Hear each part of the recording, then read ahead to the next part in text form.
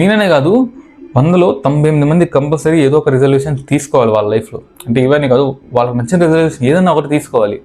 ఎందుకు అంటే రిజల్యూషన్స్ అనేవి వాళ్ళ గురించి వాళ్ళు వేసుకునే ఒక స్టెప్ లాంటిది.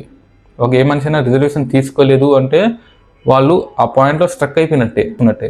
సో నా గురించి నేను ఒక స్టెప్ ముందుకు వేసుకుందాం అనుకుంటున్నాను కాబట్టి నేనైతే ఈ రెజల్యూషన్స్ తీసుకుంటున్నాను. సో అసలు నేను ఏ రెజల్యూషన్ తీసుకుంటున్నాను అంటే దానికైతే వద్దాం.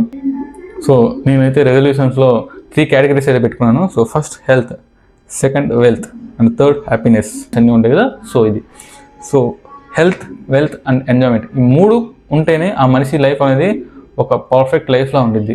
హెల్త్లో వచ్చేసి కంపల్సరీ మనకు కావాల్సినవి, ఫస్ట్ ప్రాపర్ డైట్ ఉండాలి, సెకండ్ ప్రాపర్ స్లీప్ ఉండాలి, అండ్ మన ఫిజికల్ యాక్టివిటీ కంపల్సరీ ఉండాలి. సో స్లీప్లోకి వచ్చేసరికి ప్రతి మనిషికి 7 to 8 అవర్స్ అనేది స్లీప్ ఉండాలి. సో ఆ 7 to 8 అవర్స్ స్లీప్ నేనైతే ఒక యావరేజ్ 7.5 అవర్స్ అనుకున్నాను. సో 7.5 అవర్స్ అంటే కంపల్సరీ నైట్ 10:30 కల్లా పడుకుంటే మార్నింగ్ 6 కల్లా లెగాలి. నేను ఎప్పుడు ల్యాగ్ చేసేది ఒక్క దగ్గరే.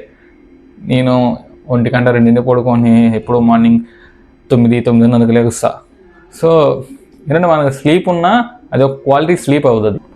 అందరు ఫైనాన్షియల్ కండిషన్స్ అనేది ఎలా ఉందో నాకు తెలియదు, కానీ నా ఫైనాన్షియల్ కండిషన్ అనేది ఒక స్టేజ్లో అలా స్టక్ అయిపోయింది.